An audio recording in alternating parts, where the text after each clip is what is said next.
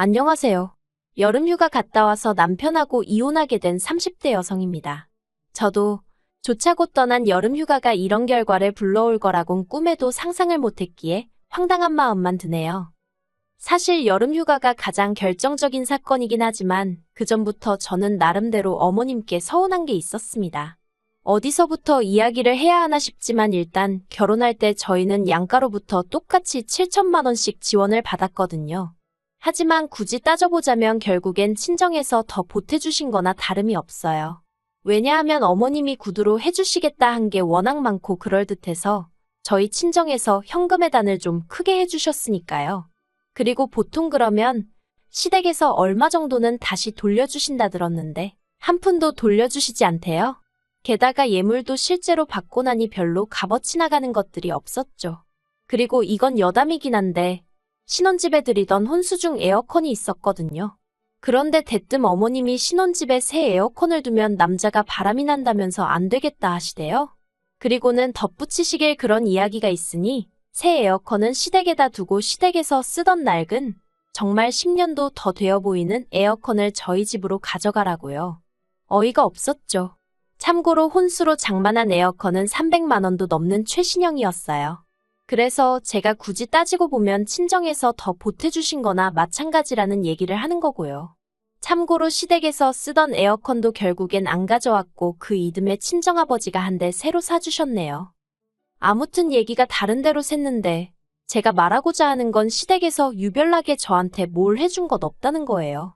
하지만 바라시는 건 또 얼마나 많으시던지. 사실 신혼 초 저는 그래도 시부모님하고 잘 지내보고 싶은 마음에 집을 시댁에서 멀지 않은 곳에 구했었어요. 하지만 결국엔 1년도 안 살고 집주인한테 아주 사정사정해서 전세 빼서 친정 근처로 이사를 했죠.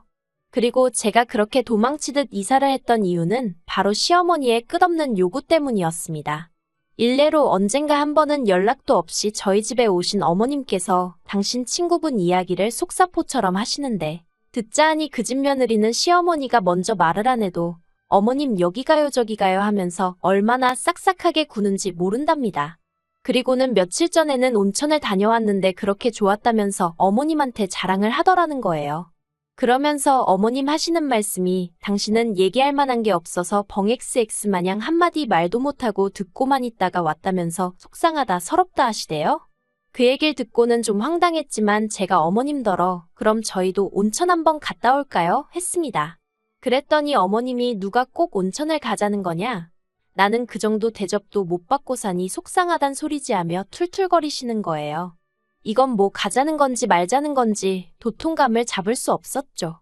그런데 다시 어머님께서 어쨌든 그럼 온천 한번 가보던가 하시는데 어휴. 그리고 며칠 뒤 그렇게 가자고 해서 온천에 가는데 차로 한 1시간 반이나 걸렸나 싶어요. 뒷좌석에 앉으신 어머님께서 계속해서 아직 멀었냐? 너는 운전을 왜 이렇게 하냐? 속이 울렁거린다. 어찌나 잔소리를 하시는지 덕분에 졸 틈도 없긴 했습니다만 기가 있는 대로 빨리더라고요. 하지만 그게 다가 아니었어요. 온천에 도착해서 옷을 갈아입으러 갔는데 어머님이 저를 보시더니 너는 애도 안 낳은 애가 뭐 이렇게 뱃살이 처졌냐며 너 혹시 시집 오기 전에 어디서 애 낳은 거 아니냐며 그게 무슨 재밌는 농담이나 되는 것 마냥 온 동네 방네 다 들으란 식으로 얘기를 하시는 거예요. 원래도 저희 어머님이 소위 말본새가 없다는 건 잘 알고 있었지만 그런 식으로 집 밖에서 당하니까 얼마나 수치스럽고 모멸감이 들던지 마음 같아선 온천이고 어머님이고 다 내팽개치고 집에 가고 싶었죠. 그리고 그런 일들은 그때뿐만이 아니었습니다. 어디를 모시고 가도 만족을 못하셨고 불만불평투성이셨어요. 그러니 저도 사람인데 어머님하고 친해지고 싶은 마음도 점점 사라지고 아예 뭘 같이 하고 싶은 마음이 안 들더라고요. 그래서 언젠가부턴 저도 나름대로 핑계도 대고 이렇게 저렇게 자리를 피했죠. 그러다 지난 7월이었습니다. 친정부모님이 저희 부부더러 같이 제주도에 가자고 하시더라고요. 제주도에 저희 외삼촌이 펜션 사업을 하고 계셨거든요. 그러니 이제 삼촌도 만나고 겸사겸사 다녀오잔 말씀이셨죠. 그리고는 비용은 부모님이 다 대줄 테니 저희는 운전하고 말동무나 되어달라 하셨어요. 그러자 남편도 좋다고 했고 그래서 순식간에 내 식구의 여름휴가가 잡혔습니다. 그런데 남편이 주책맞게 그 이야기를 시부모님 앞에서 꺼낸 거예요. 어머님께서 여름인데 너희는 어디 놀러 안 가냐 하시니까 장인 장모님이 제주도에 가자신다며 거기에 제 외삼촌 펜션도 있다고. 그래서 우린 입만 갖고 가 하는데. 어휴, 저 방정맞은 입을 어떻게 해야 하나 짜증도 나고 잘못한 건 없는데도 괜히 시부모님 특히나 어머님 눈치가 보이대요. 그런데 그때 어머님이 그거 참 재밌겠다며 당신과 아버님도 같이 가면 안 되겠냐 하시는 겁니다. 순간 제가 뭐라고 말을 못하겠더라고요. 가자고 하자니 이것저것 마음에 걸리는 게 너무 많았고 그렇다고 이 자리에서 바로 안 된다고 하자니 친정부모님에게 묻지도 않고 제 선에서 끊어낸다며 분명히 기분 나빠하실 것 같고 그래서 제가 웃으며 저희 부모님께 한번 여쭤볼게요 했습니다. 사실 어머님하고 제가 성격이 안 맞듯이 어머님하고 저희 친정어머니가 성격이 안 맞을 건 불보듯 뻔한 일이었어요. 저희 친정어머니는 어디 놀러 가시면 재밌게 놀고 맛있는 거 먹고 그러는 걸 좋아하셔서 그때만큼은 돈을 좀 쓰시는 편이거든요. 반면에 저희 어머님은 그런 와중에도 택시비 아까우니 걷자 하시고 커피 사 먹는 거 돈 아까우니 물병 들고 다니면서 숙소에서 물 받아 다니시고 이걸 뭐 나쁘다고 생각하진 않아요. 다들 성향이 다른 거니까요. 하지만 문제는 어머님은 당신의 생활 방식을 남들에게 강요하시기 일쑤셨고 그런 어머님 입장에서 저희 친정어머니 스타일을 보면 분명히 뭐라고 말이 나와도 나올 게 뻔했거든요. 그래서 정말이지 생각할수록 골치가 아픈 거예요.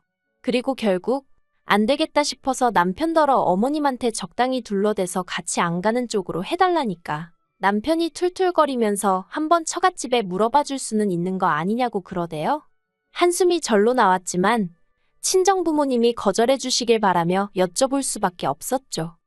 그런데 이게 웬걸. 친정부모님도 사람이야 많으면 많을수록 즐거운 거 아니겠냐 하시며 같이 가자고 하셨습니다. 그리고 이 일로 결국 양가가 돌이킬 수 없는 강을 건너게 되었어요. 어떻게 된 일이냐 하면 일단 일정은 3박 4일이었습니다. 그리고 친정부모님은 이미 제주도에서 어디서 무얼 먹을지 대부분 다 결정을 해둔 상황이셨죠. 그런데 저희 어머님께서 혼자 어찌나 분주하셨는지 몰라요. 쌀과 김치부터 시작해서 정말 웬만한 농수산물은 다 가지고 갈 기세로 짐을 싸시는 눈치셨거든요. 그래서 제가 가면 전부 다 사 먹을 거고 이런 거 해드실 시간이 없다고 챙기지 마시라 했는데도 어머님은 그래도 가져가면 다 요긴하게 쓸 때가 있다면서 당신이 알아서 할 테니 저더러 신경 쓰지 말라시대요. 그리고 저도 솔직히 여행을 가기도 전에 이런 걸로 어머님과 진을 빼게 되니 짜증부터 나는 게 그래서 그냥 알아서 하신다니 알아서 하시겠지 하고 관심을 꺼버렸어요. 다만 남편에게는 확실히 얘기해 두었습니다. 혹시나 해서 하는 말이지만 여행 가서 나더러 밥을 하라던가 그런 거 바라시지 않게 하라고요. 나는 쉬러 가는 거니까 손에 물 한 방울 묻히고 싶지 않다 했죠. 그런데 아니나 다를까? 여행 첫날이었습니다. 숙소에 도착하니 2시쯤이라서 얼른 짐만 내려놓고 늦은 점심을 먹으러 나가자는 소리가 나왔어요. 그리고 그 과정에서 남편이 운전을 하려고 운전대를 잡으니 어머님이 대번에 다들 피곤한데 어딜 가냐며 그냥 펜션 근처나 한 바퀴 돌고 저녁을 먹자는 거예요. 저희 친정어머니 눈치를 보니 마뜩 차으신 듯 했지만 별 말씀은 안 하시대요. 그래서 결국 펜션 주변 좀 걷다가 숙소로 들어왔어요. 그리고 뭐 하는 거 없이 시간만 흘려보내게 되었죠. 그러니 이제 저희 친정어머니가 안 되겠다 싶으셨는지 저녁은 어디 가서 좀 맛있는 걸 먹자며 뭐랄까 약간 분위기를 띄우려고 하시대요. 이제 얼른 나갑시다 하시면서요. 그런데 어머님이 또다시 뭐하러 쓸데없이 돈을 쓰냐면서 오늘은 첫날이고 다들 피곤하니까 그냥 대충 펜션 안에서 해먹자고 하시는 거예요. 그리고 이때는 저희 친정어머니도 짜증이 나셨는지 다들 피곤한데 누가 밥을 하냐고 나가자고 한마디 하시대요. 그리고 저도 솔직히 친정어머니 의견에 동의하는 바였고요. 그렇다고 물론 대놓고 친정어머니 편을 들 순 없으니 제가 어머님더러 그러지 말고 같이 나가요 했습니다. 그런데 어머님도 그러면 못 이긴 척 좀 넘어와 주시지. 제가 편을 들어드리니 오히려 기세가 등등해지셔서는 당신은 안에서 대충 해결하시겠다며 나갈 사람만 나가라고 하는 거예요. 황당했죠. 하지만 더 황당한 건 아버님마저 어머님 눈치를 잠시 살피시더니 주섬주섬 저희랑 같이 나가려고 하시대요. 그러자 보다 못한 친정아버지가 저희 어머님더러 사부인 같이 가세요 하셔가지고 그래서 모시고 나왔습니다. 그러니 이때부터 이미 저희 친정어머니도 기분이 확 상하신 거죠. 친정어머니가 말씀이 자기가 뭐나 된다고 온 사람이 들러붙어서 가자가자 해줘야 하는 거냐며. 솔직히 친정어머니뿐만 아니라 저도 그런 생각이 들어서 그냥 웃고 말았어요. 아무튼 기왕 다 같이 나갔으니 즐겁게 한 끼 식사하면 좀 좋나요? 그런데 또 저희 어머님은 이게 얼마냐, 맛이 있네 없네 이런 걸 먹을 바엔 집에서 먹고 말지. 친정어머니가 고르신 식당이었는데 어머님이 그런 소리만 하시니 저희 친정어머니 기분이 좋을 리가 없었죠. 순식간에 또 분위기가 얼어붙어서 모든 사람들이 두 여자 눈치만 살피는 꼴이었습니다. 그래도 다행인 건 그러나 중에 술이 한 잔 두 잔 들어가니까 또 언제 그랬냐는 듯이 분위기가 좀 풀어지긴 하대요. 그리고 이튿날 아침 일어나 보니 원래 숙취라는 게 없으신 친정부모님은 두 분 다 평소처럼 일찍 일어나셔서는 새벽 운동을 가셨더라고요. 하지만 시부모님이나 남편은 지난밤 술 때문인지 영 일어나질 못하다가 오전 10시가 다 되어갈 때쯤에서야 한 명씩 일어났는데 어째서인지 어머님 기분이 영 좋아 보이질 않으시대요. 그래서 전 간밤에 숙취가 아직 남아있어서 그러신가 했어요. 그런데 이유가 그게 아니었습니다. 얼마 지나지 않아 어머님께서 어떻게 여자가 셋이나 있는데 저희 친정어머니도 그렇고 저도 그렇고 밥을 안 해놨냐며 짜증을 내셨거든요. 어이가 없었죠.